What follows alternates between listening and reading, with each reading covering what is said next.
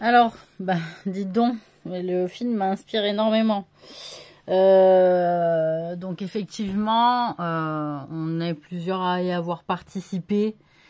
Et là, j'ai envie de pointer du doigt le terme que on utilise régulièrement pour dire banlieue, qui fait partie donc d'un mot de la langue française. Et comme à mon habitude, j'aime bien faire le langage des oiseaux avec la langue française. Et ils l'ont fait dans le film, dans le sous-titrage.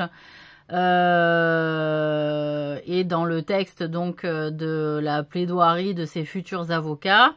Donc en réalité, banlieue, ils l'ont écrit banlieue, banc des lieues, c'est-à-dire des kilomètres, au banc des kilomètres, les 7 lieues, vous savez. En réalité, c'est banc, lieu, L-E-U-X, donc mise au banc des lieux où se jouent les affaires de la vie courante et moins courante. Voilà. C'est-à-dire que, on le sait, beaucoup de nos affaires se passent dans les grands centres-villes ou dans les centres-villes de villes. D'accord? Et que quand on dit banlieue, on dit c'est à côté, en périphérie du centre-ville où se jouent les affaires, où se joue le centre des affaires de la vie courante et moins courante. Donc, mise au banc des lieux, L-I-E-U-X,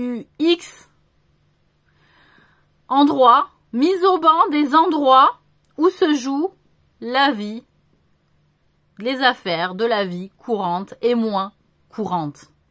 Et donc, c'est ça qui s'est passé aussi avec les personnes qu'on a utilisées, hein, on va utiliser ce terme-là, qu'on a utilisé, d'accord, en faisant venir des gens d'autres pays pour avoir de la main-d'œuvre, parce qu'en réalité, les hommes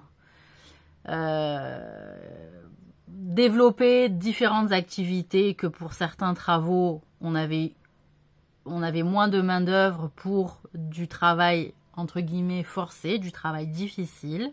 Les gens, à force de confort, à force de luxe, où ils se sont crevés aussi à l'effort à un moment donné, avec le temps, ils ont évolué, ils ont pu s'épanouir dans différents domaines qui leur demandaient moins de force, moins de capacité physique, et que tous les métiers qui sont de l'ordre de la capacité physique ont été donnés à d'autres hommes venant d'ailleurs que de la France, d'où l'immigration quand même à grande échelle depuis un certain nombre d'années, hein, et de décennies en réalité.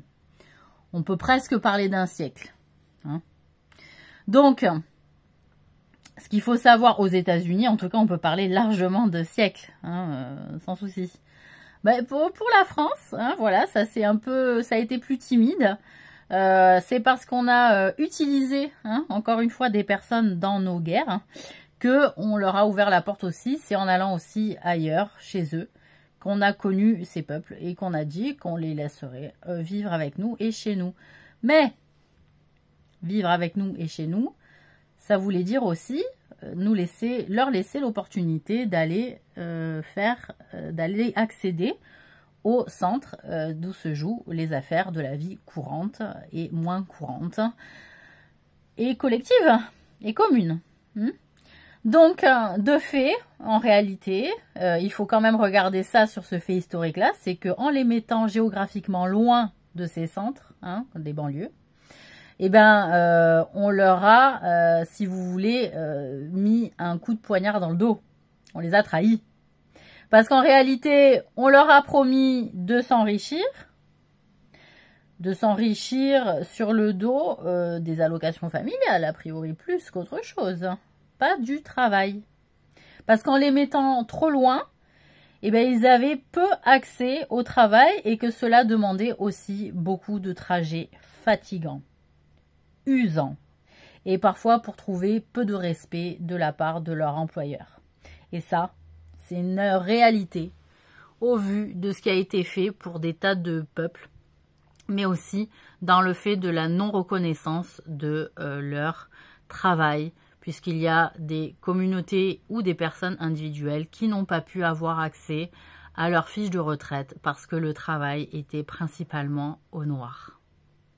Donc, pas de retraite, alors que nous sommes en France et que la promesse était quand même différente au départ, sachant le travail qui avait été à l'œuvre dans leur pays, probablement à l'étranger. Donc, on donne une image à l'étranger de la France et puis on donne une image aux étrangers installés, venus en France, de la France. D'accord? Voilà. Donc ça, il va falloir assumer cette part d'hypocrisie aussi. Et que certains parlent de racisme, moi je parle d'esclavagisme et que l'esclavagisme n'a pas d'odeur, ni de couleur. Vous pouvez très bien vous faire esclavagiser par des noirs et vous êtes noir. D'accord ? Il y a des personnes qui parlent de manque de financement ou de paiement d'impôts trop cher. Et c'est vrai.